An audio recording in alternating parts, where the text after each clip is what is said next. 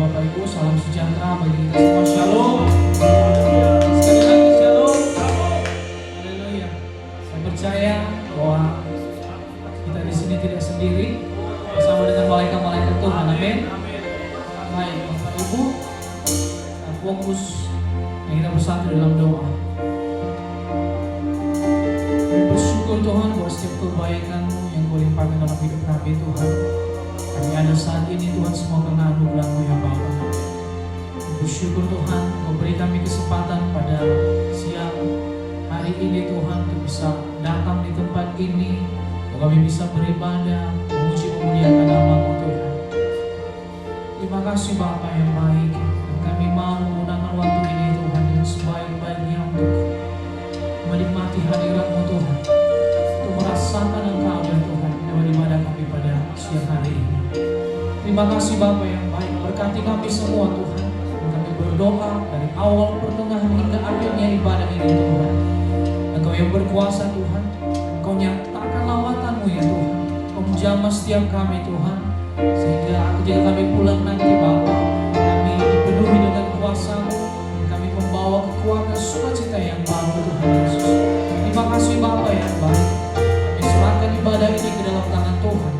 Kami berdoa buat setiap saudara-saudara kami dalam perjalanan, sertai lindungi mereka Bapa, jauhkan dari setiap kecelakaan, setiap rintangan atau apapun hal-hal para bahaya.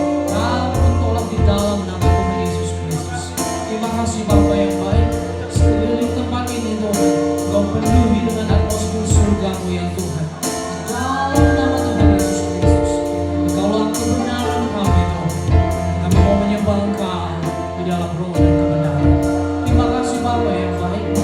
Kami mulai ibadah ini hanya di dalam satu nama yang berkuasa, nama Yesus Kristus. Haleluya. Amin. Terima kasih Bapa.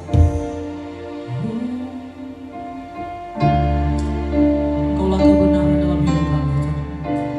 Jika kami hidup Tuhan, kami hidup hanya bagi-Mu.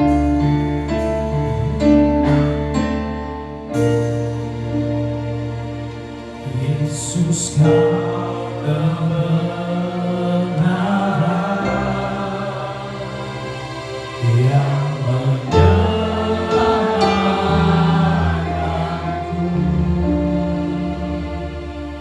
Memberikanku hidup dan pengharapan.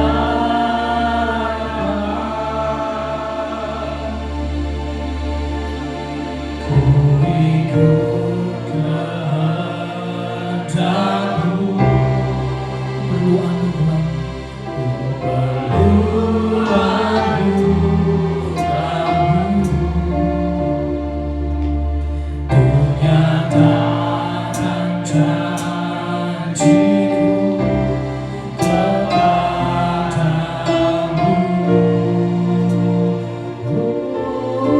Kalau ku hidup,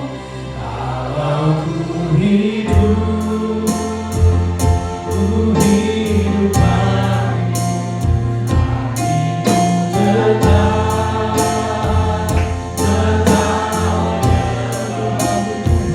yang tak bisa menjauhkanku dari kasih-Mu.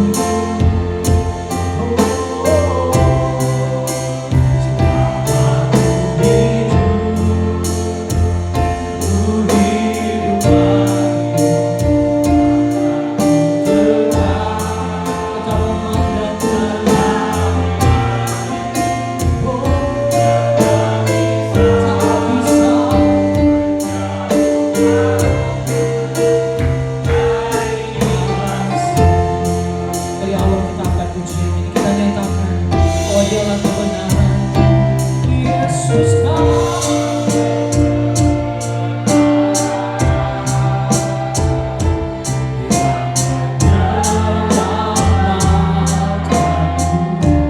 Kau berikan kami hidup Tuhan.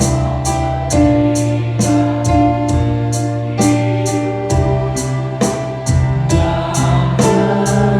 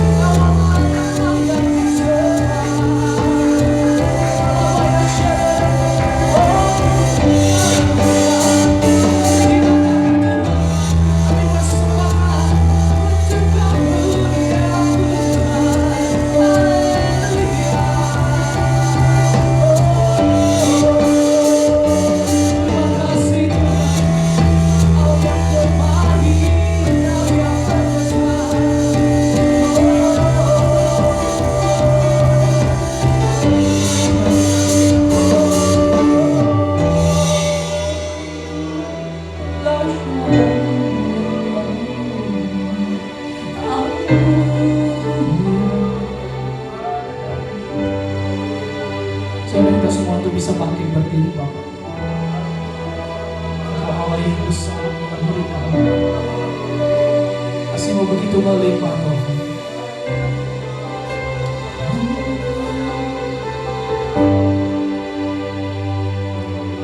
Haleluya, Engkau Allah yang besar. Haleluya, Engkau mulia. Namamu, kuasa-Mu, kasih-Mu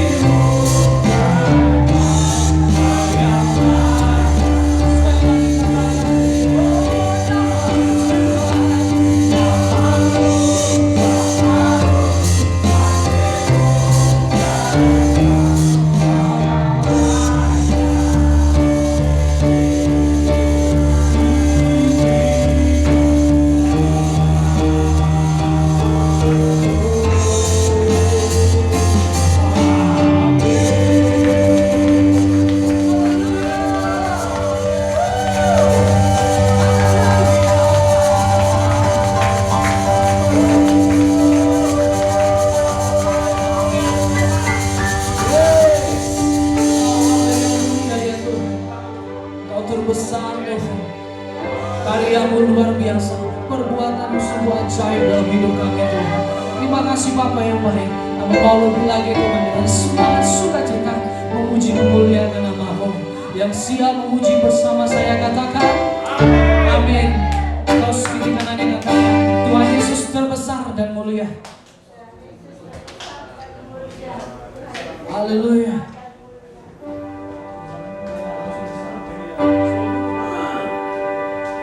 Kau terbesar dan mulia, ajaib semua perbuatan-Mu. Amin. Kau terbesar dan mulia, biarlah semua memuji. Haleluya.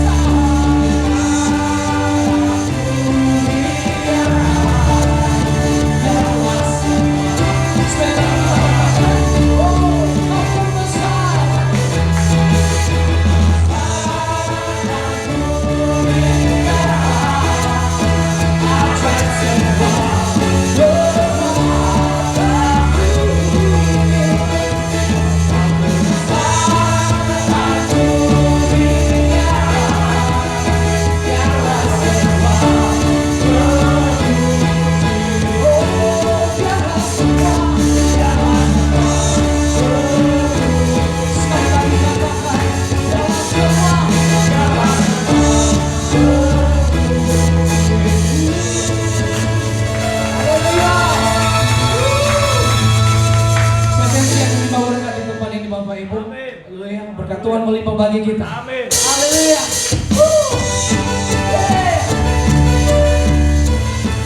Engkau Allah yang setia bagi kami. Jangan tangan dari Allah. Kasih setiamu iman depan juga setiap hari.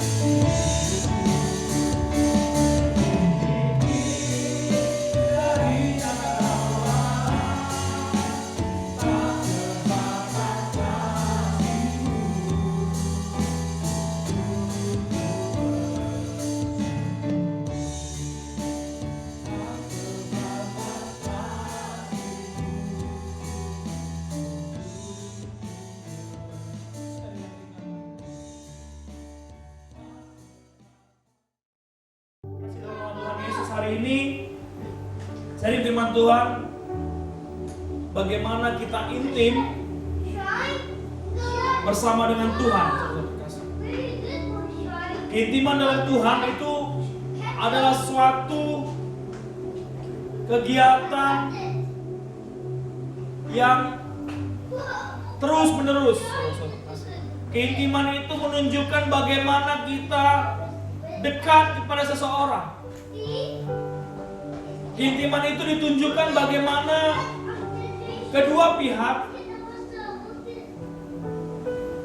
itu selalu nempel. Keintiman itu menunjukkan bagaimana ada kesehatian. Keintiman itu bisa antara dua pihak, keintiman itu bisa dalam grup, keintiman itu bisa dalam hal yang lebih besar lagi, saudara terkasih. Keintiman itu diperlukan, saudara terkasih, karena ada hal-hal yang luar biasa akan terjadi. Keintiman diperlukan karena akan ada suatu kejadian yang membuat kita, saudara terkasih, suka lupa dengan orang-orang yang dekat dengan kita. Keintiman itu diperlukan terlebih-lebih lagi, saudara terkasih, karena akan ada masa-masa kesusahan yang luar biasa, saudara terkasih. Dalam hal ini, saudara terkasih, memang kita mungkin merasakan wah nyaman di sini ya. Ya ada kejadian 1, 2, bahkan kalau ada beberapa pun itu langsung di lockdown, saudara terkasih.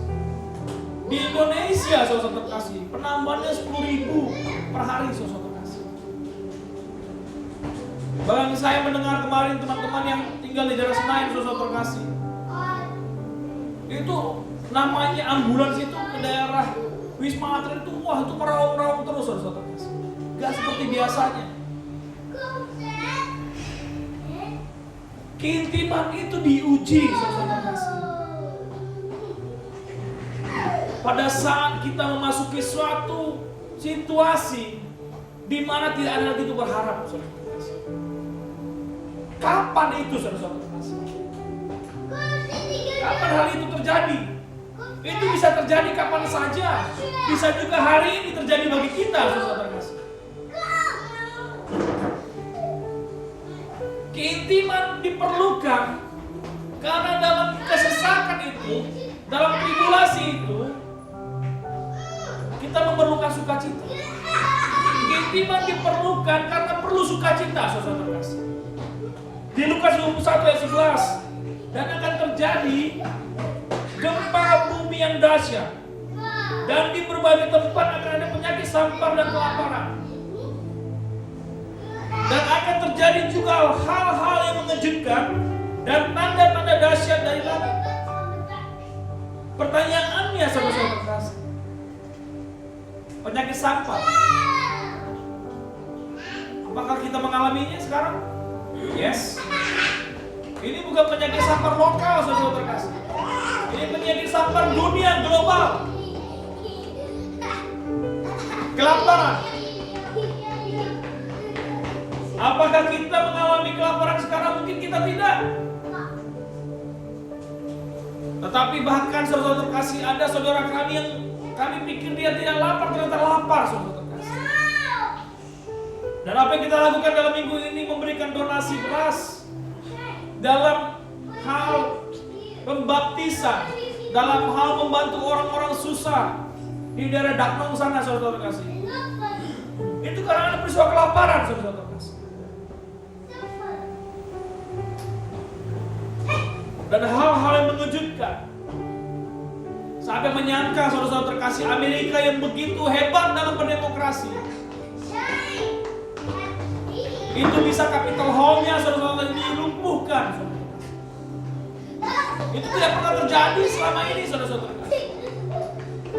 Dan hal mengejutkan lagi, saudara terkasih, kita melihat pesawat jatuh kemarin, saudara terkasih. Hanya dalam 4 menit pesawat naik ketinggian sampai 10.000 meter, 10.000 kaki, dan langsung dalam hitungan berapa second sudah mencapai 250 kaki, saudara terkasih. Dan hilang dalam 4 menit, saudara terkasih. Disinilah dibutuhkan keintiman sama Tuhan, saudara kasih. Karena keintiman itu diperlukan supaya kita bersuka cita dalam penderitaan kita. Keintiman itu diperlukan karena kesengsaraan suka membawa air mata yang tidak berhenti, tulang yang kering, semangat yang patah dan tak pernah kembali. Karena itu perlulah kita bersuka cita dalam segala hal. Inilah inti bagaimana kita mau intim sama Tuhan. Inilah kenapa kita mau intim sama pasangan kita, suami atau istri kita. Itulah kenapa kita mau intim dengan kakak beradik kita. Itulah kenapa kita mau intim dengan teman-teman satu gereja kita. Karena di dalam hal ini saudara terkasih, akan ada masa-masa yang tidak mengenakan bagi kita.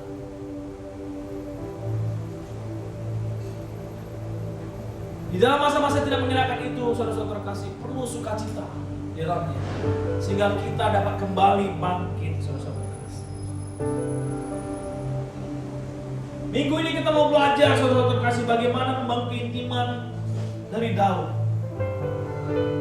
Daud sangat-sangat intim kepada Tuhan. Dari masa kejayaan Daud, di Mazmur 119, 164, saudara terkasih. 7 kali dalam sehari aku memuji Engkau karena hukum-hukum-Mu yang adil. 7 kali saudara terkasih, karena hukum-hukum Tuhan. Berarti hukum itu ada yang menghukum, ada yang memberkati, saudara terkasih. Dia pernah dihukum, anaknya mati. Dia pernah dihukum, anaknya Absalom hampir mengambil kerajaan dia, hampir membunuhnya. Dan dilihat oleh seluruh orang Israel, seluruh istri-istrinya disetubuhi sama Absalom. Itu penghinaan yang luar biasa. Tetapi Daud dalam kebesaran, dalam kejayaannya, dalam kesibukannya sebagai raja yang perkasa, 7 kali sehari dia menyembah. Bagaimana dengan kita, saudara terkasih? Adakah kita bilang, oh aku sangat sibuk, oh aku sekarang tidak sempat? Hal ini saudara-saudara terkasih yang membuat kita bertanya-tanya, kenapa sih, bagaimana sih si Daud ini kok bisa luar biasa 7 kali sehari? Mazmur 119 adalah ayat terpanjang, pasal terpanjang di Alkitab, saudara terkasih. 176 ayat di sana, saudara terkasih. Bagaimana Daud itu bercengkrama sama Tuhan, hal itu yang luar biasa, saudara terkasih. Dia selalu cari Tuhan. Dia selalu bisa berkata-kata dengan Tuhan. Kalau kita mau berkata-kata dengan orang lain, itu perlu intiman, saudara terkasih. Gak bisa kita berkata-kata kalau kita gak intim. Kata guru, gak apa-apa. Dia mau tobat juga deh.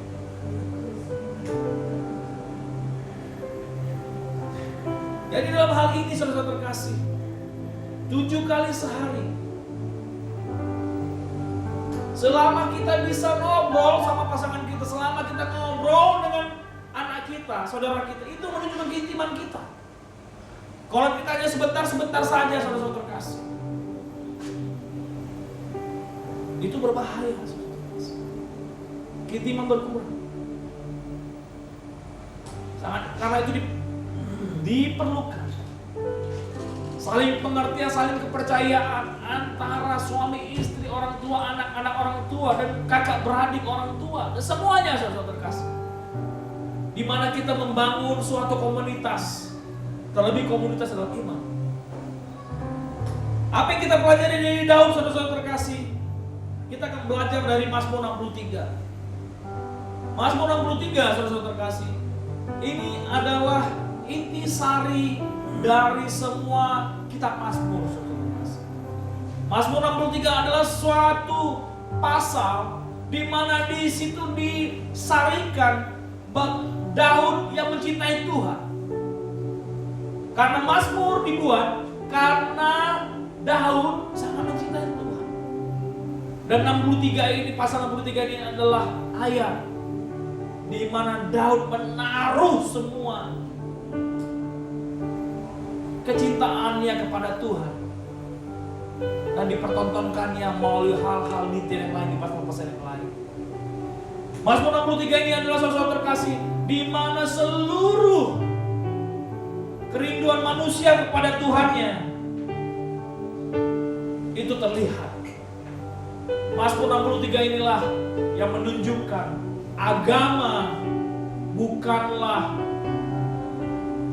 sekedar menyembah Tuhan.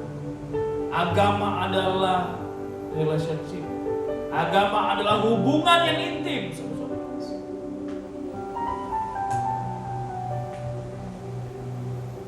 Kita akan membaca bersama-sama Mazmur 63. Saya undang Bapak Ibu, saudara terkasih untuk bangkit berdiri. Saya akan baca ayat yang tertulis hitam. Kau baca ya? Ya, kamu baca nggak? Yang biru. Saya. Baca nggak? Saya minus Pak, nggak bisa lihat. Oh, nggak bisa tuh. Oh, nggak pakai kacamata. Si Jason, kamu lihat nggak yang biru nak? Nggak lihat nggak? Nggak lihat kok. Pakai kacamata juga nggak lihat. Nggak pakai kacamata juga saya. Abang rasa kamu lihat yang biru? Lihat ya, oke ya. Kita baca ya. Saya baca ayat yang hitam yang pertama dan selanjutnya yang terakhir kita baca bersama-sama. Mazmur 63. Mazmur Daud ketika ia ada di padang gurun Yehuda.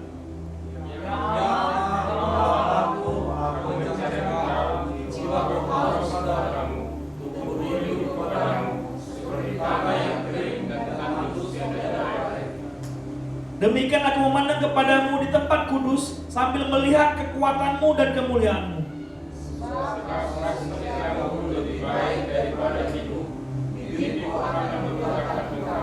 Demikianlah aku mau memuji Engkau seumur hidupku dan menaikkan tanganku demi namamu. Seperti dengan doa dan susu jiwaku dikenyangkan dan dengan bibir yang bersorak-sorai mulutku memuji-muji. Apabila aku ingat kepadamu di tempat tidurku, merenungkan Engkau sepanjang kawal malam.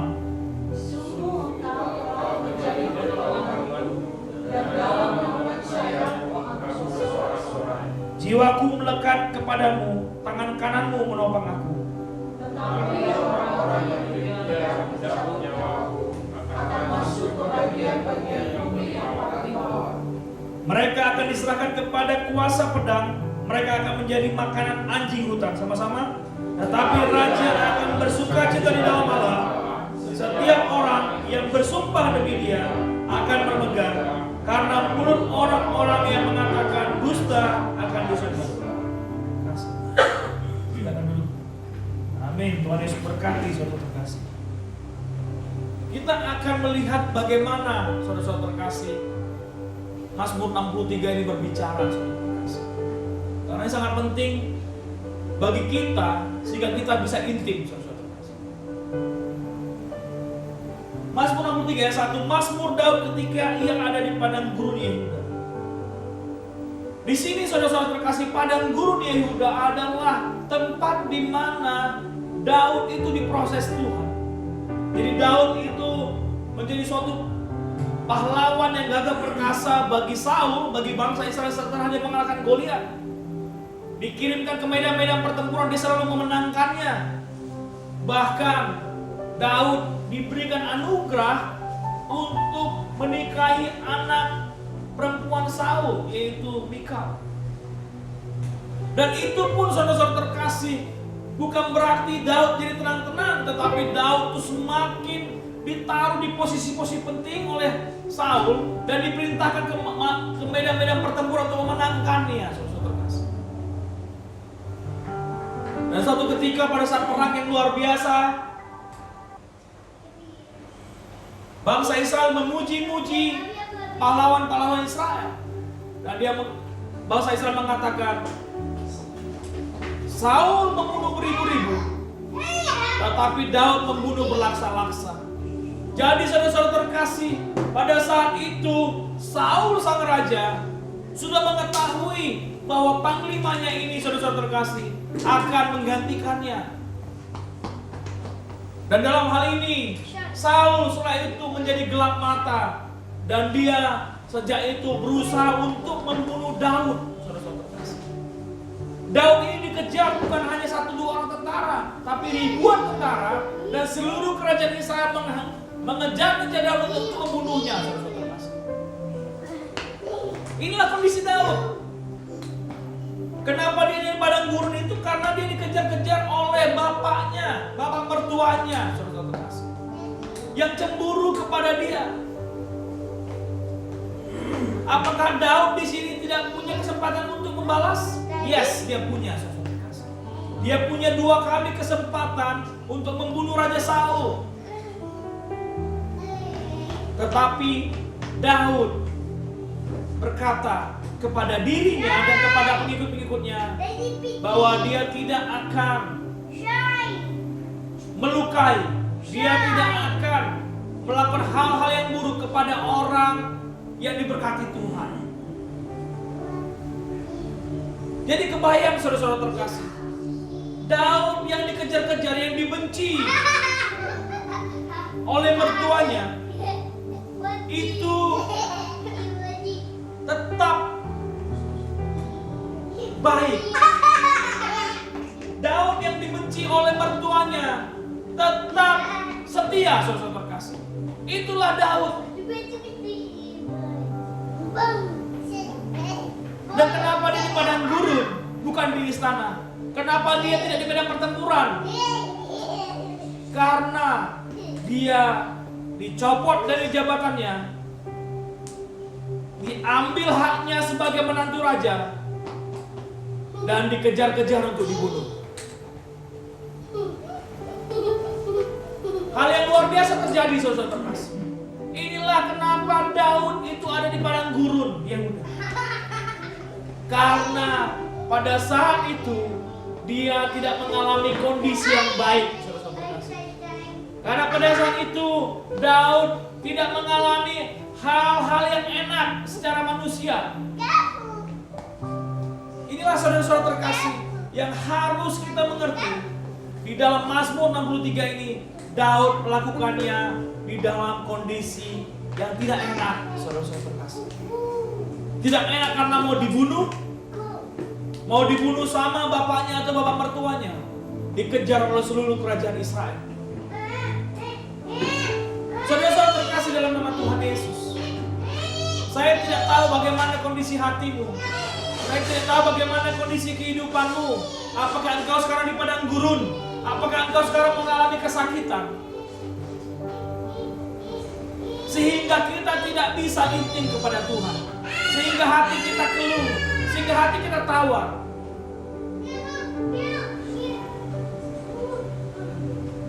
Adakah kondisi kita seperti Daud saat ini? Ada sukacita yang luar biasa, saudara terkasih. Pada saat mengalami ini, Daud melakukan suatu hal yang luar biasa, saudara terkasih. Daud melakukan hal yang luar biasa pada saat dia sangat-sangat menderita. Yaitu Daud tetap mencari Tuhan. Yang kedua dikatakan, ya Allah, Engkaulah Allahku. Jadi di situ dia panggil Tuhan. Dia nggak marahin orang, dia nggak mau bunuh orang, dia nggak mau tawar hati, dia nggak mau bunuh diri, saudara terkasih. Dia berteriak kepada Tuhan, ya Allah, Engkaulah Allahku. Jadi dia bawa hubungan personal dia kepada Tuhan, saudara terkasih. Di dalam kesakitan dia tetap cari Tuhan, rindu Tuhan.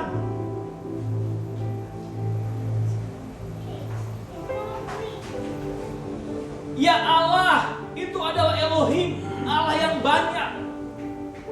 Di situ menunjukkan ada ketritunggalan Allah di sana. Allahku. Ini seperti Tuhan Yesus memanggil pada saat dia di kayu salib. Eli, Eli, lama sabachthani. Allahku di sini dalam bahasa aslinya adalah Eli. Dalam bahasa bacanya itu Eli dibaca Ale, yaitu Allahku. Jadi ada suatu hubungan yang sangat dekat seperti Tuhan Yesus ke Bapaknya dan Daud kepada Bapaknya, saudara-saudara kasih. Sebegitu dekatnya, saudara-saudara kasih. Aku mencari engkau.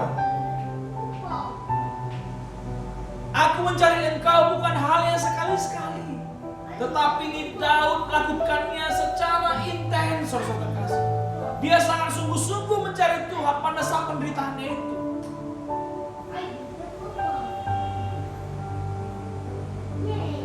Dan dikatakan di sini seperti jiwaku haus kepadamu, tubuhku rindu kepadamu.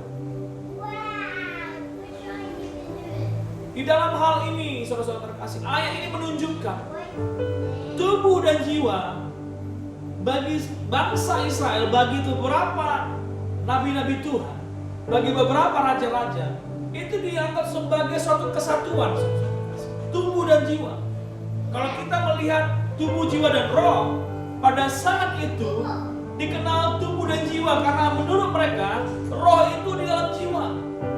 Jadi ini keseluruhan hidup Daud itu benar-benar haus dan rindu kepada Tuhan. Dan untuk menggambarkan itu kepada orang-orang sekitarnya, dia menunjukkan seperti tanah kering dan tandus tiada berair karena dia di padang gurun. Karena kalau dia mengatakan aku haus, aku rindu, orang nggak ngerti bagaimana itu. Makanya dia berikan kepada orang-orang yang mendengar dia ngomong itu, dia seperti katakan seperti tanah yang kering dan tandus tiada berakhir. Ada penderitaan di mana dia mencari Tuhan lebih daripada dia menderita dikejar-kejar untuk dibunuh.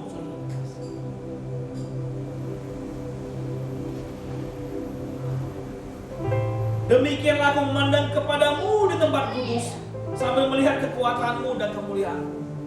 Karena dia tahu di tengah penderitaan dia tahu di tengah kesesakan dia, ada kekuatan Tuhan yang menopang. Katakan amin. Ada kemuliaan Tuhan yang akan dianugerahkan kepada kita yang menerima pertolongan Tuhan. Sebab kasih setia Tuhan lebih baik dari hidup. Bibirku akan memegahkan engkau. Di sini ditunjukkan bahwa Daud meyakini hidupnya itu gak ada gunanya kalau Tuhan gak bersama dengan dia.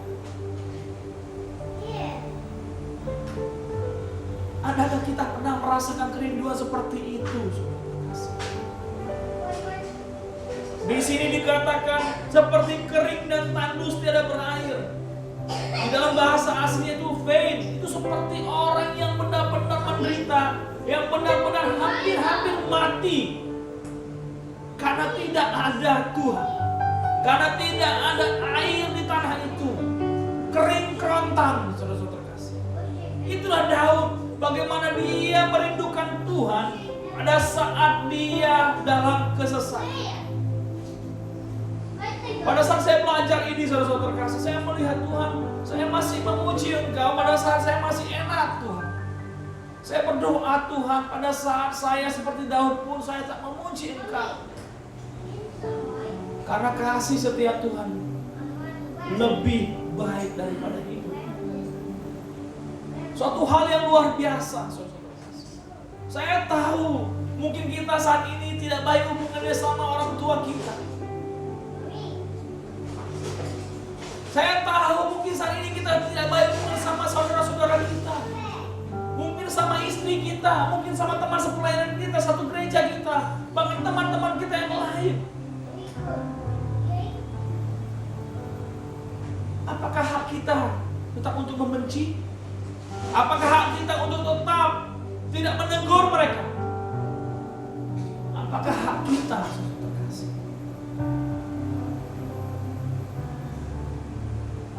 untuk tetap merasa diri menang?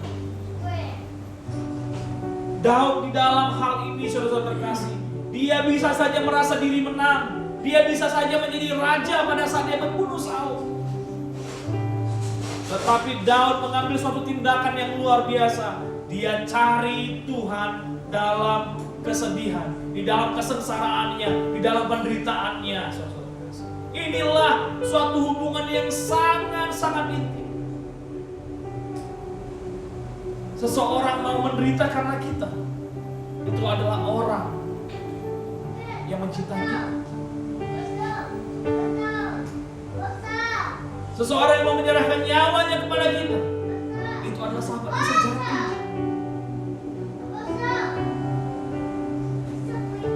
Cuma pertanyaannya kita sering bilang, bagaimana gue mau jadi sahabat sejati dia tidak mau menjadi sahabat saya. Bagaimana saya mau menjadi teman dia kalau dia punya pernah berteman dengan saya. Itu gak urusan dia, itu urusan kita. Maukah kita seperti Daud yang tidak peduli dengan penderitaan tapi tetap mencari-cari Tuhan?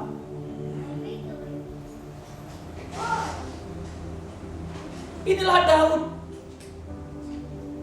Tidak ada dalam kitab-kitab yang lain ada seorang yang sangat merindukan Tuhan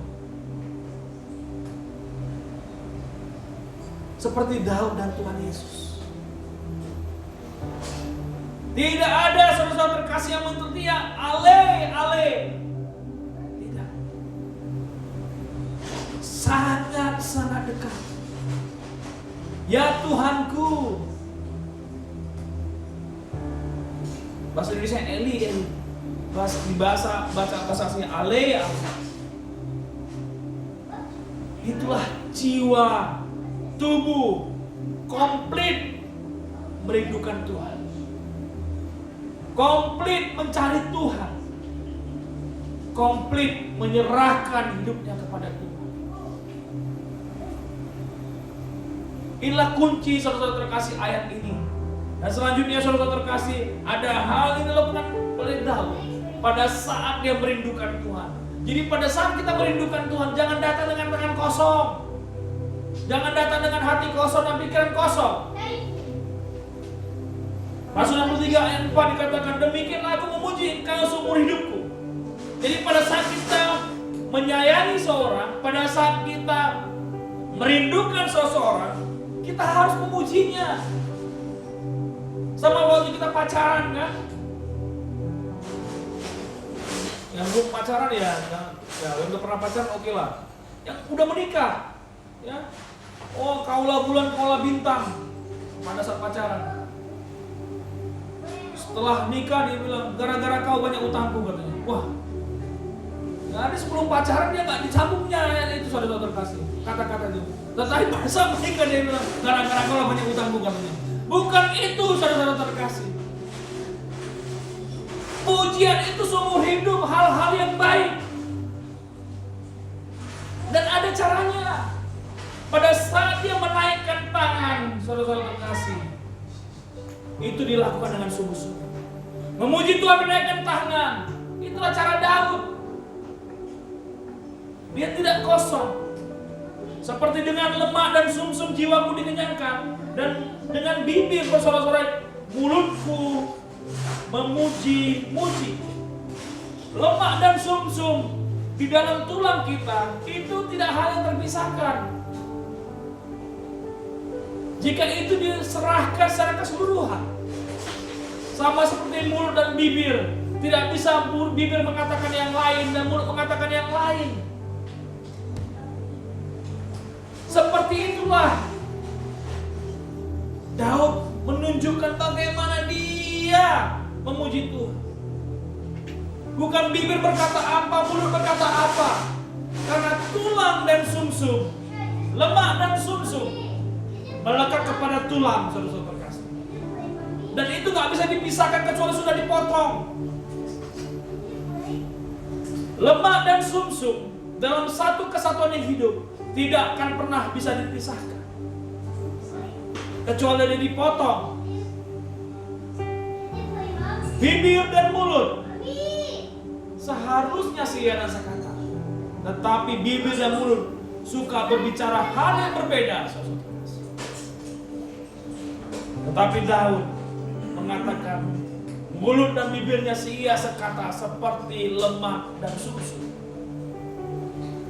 Apabila aku ingat kepadamu di tempat tidurku, merenungkan engkau sepanjang kawal malam. Kita mengetahui, saudara-saudara terkasih, tempat tidur, pada saat kita tidur, sebenarnya pada saat itu tubuh, jiwa, dan roh kita serahkan kepada Tuhan. Tubuh dan jiwa kita saat itu kita tidak berkuasa. Karena pada saat tidur, kita tidak menyadari apa yang kita kerjakan. Sangat penting bagi kita untuk berdoa, menyerahkan tubuh, jiwa, dan roh kita pada saat kita tidur. Karena pada saat itu tidak ada kekuatan kita yang bisa menghalangi si iblis mengambil peran di jahat dia, mengambil kehidupan kita. Karena itu dikatakan Daud pada saat dia malam, sepanjang malam dia mengatakan, Engkaulah Tuhan pertolonganku. Karena dia tidak sanggup melewati malam itu, bukan hanya karena dia diserang oleh musuh, bukan hanya dia dikejar-kejar oleh Raja Saul, tapi dia merasa dia tidak sanggup secara manusia melewatinya. Dan hanya di dalam Tuhan dia bersorak-sorai. Dan jiwa Daud melekat kepadanya karena tangan kanan Tuhan yang kuat menopang. Sama seperti kita, saudara terkasih. Pada saat kita menyukai Tuhan, pada saat kita berdoa sama Tuhan, pada saat kita merasa Tuhan, ale,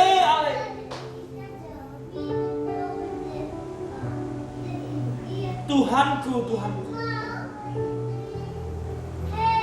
Apakah Tuhan tidak tahu kita kantong kita kepes? Tahu. Apakah dia tidak tahu bahwa Tuhan tidak tahu bahwa Daud sekarang dikejar-kejar? Tahu. Tapi apakah Daud marah kepada Tuhan? Tuhan, aku kan udah berteriak-teriak kepadamu. Kok nggak tolong-tolong juga?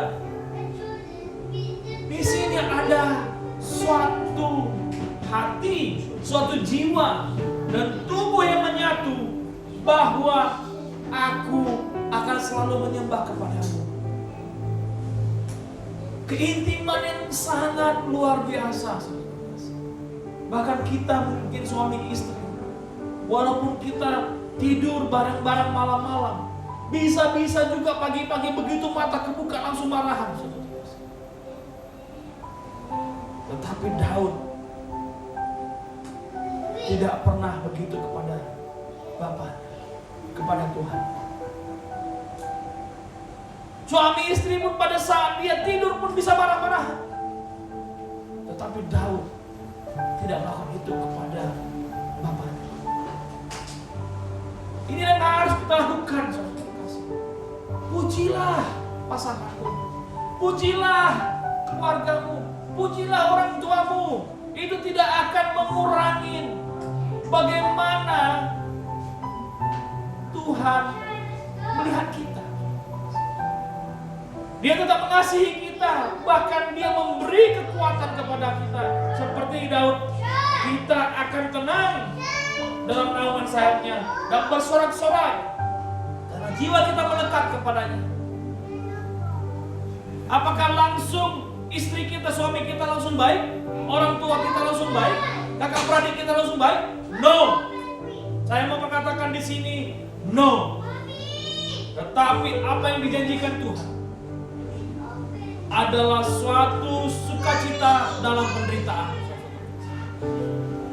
Apa yang dijanjikan Tuhan, saudara-saudara terkasih, akan kita baca pada saat kita melakukan itu, pada saat kita terus merindukan Tuhan dan memuji Tuhan dalam kesesaran kita, memuji orang yang menyakiti kita, mengasihi orang yang menyakiti kita, ada upah yang kita dapat. Mazmur 63 ayat 9, tetapi orang-orang yang mencabut nyawaku akan masuk ke bagian bumi-bumi yang paling bagian-bagian bumi yang paling bawah. Mereka akan diserahkan kepada kuasa pedang, mereka akan menjadi makanan anjing hutan. Tetapi raja akan bersukacita di dalam Allah. Setiap orang yang bersumpah demi dia akan bermegah, karena mulut orang-orang yang mengatakan dusta akan disumpah. Di sini dikatakan, saudara-saudara terkasih, orang yang berikhtiar. Ikhtiar itu ada suatu sikap yang sangat benar-benar sangat kuat untuk mau mencelakakan kita. Dan Tuhan bekerja untuk kita. Ini janji untuk kita, bahwa mereka akan diserahkan ke bagian bumi paling bawah. Pembalasan bukan hak kita, itu hanya Tuhan. Kita tidak mengetahui bagaimana orang itu diberkati. Bagian kita adalah memberkati mereka, sehingga mereka jika melakukan hal-hal yang tidak baik bagi kita, bagian mereka adalah bagian bumi paling bawah. Selanjutnya di sini dikatakan, saudara terkasih, diserahkan kepada kuasa pedang dan akan menjadi makanan anjing hutan. Diserahkan kepada kuasa pedang, saudara terkasih. Jadi di sini dikatakan pada saat kita melakukannya, ada di sini dikatakan hipael. Hipael itu dalam ini artinya adalah dibalaskan.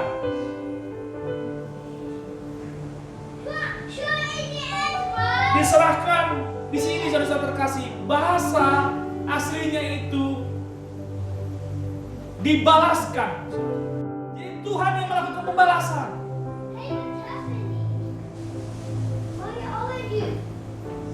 Sehingga, saudara terkasih, sehingga di sini dikatakan raja itu dimaksudkan di sini adalah Tuhan itu sendiri. Dimaksudkan adalah raja yang mimpin bersukacita. Bersukacita ini dalam hal ini adalah akan menjadi hal yang biasa. Bersukacita. Karena apa? Orang tidak perlu menuntut balas. Bersukacita karena orang tidak perlu ribut. Karena hanya diambil. Tetapi Tuhan yang berperkara.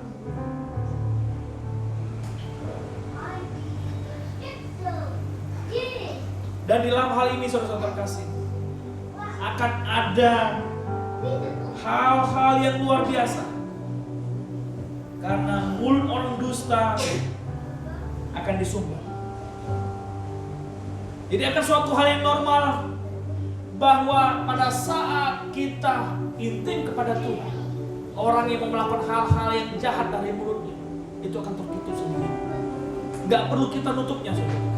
Gak perlu kita pakai lawyer, gak perlu kita pakai taruh di surat kabar. Kiriman Tuhan ini, saudara-saudara terkasih, membutuhkan faithful. Kiriman kepada Tuhan itu membutuhkan integritas kita, saudara terkasih. Kiriman kepada Tuhan membutuhkan kita percaya Tuhan itu setia. Katakan amin, saudara terkasih. Keintiman, saudara terkasih, adalah waktu. Keintiman adalah hati. Keintiman adalah hidup, tubuh dan jiwa kita. Sama seperti Daud, saudara terkasih, biarlah kita semakin intim kepada Tuhan. Kita dapat melihat bagaimana Daud diberkati secara luar biasa. Kita melihat bagaimana Daud di dalam kesengsaraannya, di dalam dikejar-kejar oleh Raja Saul, dia tidak pernah tawar hati.